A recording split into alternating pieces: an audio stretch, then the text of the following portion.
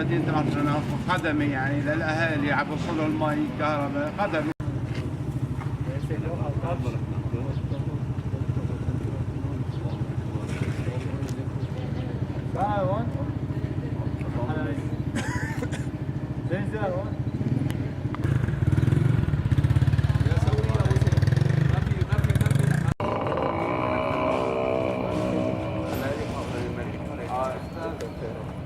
بسم الله الرحمن الرحيم. نحن بهاي الوقفة الاحتجاجية بنحتاج على القصف الروسي اللي تعرض للمؤسسات الخدمية والصحية عندنا هون، وعلى رأسها المجلس المحلي ومشفى السلام. المشفى السلام اللي بقدم خدمات للأطفال والنساء، والمجلس المحلي اللي بقدم خدمات خدمية للمدينة بشكل عام.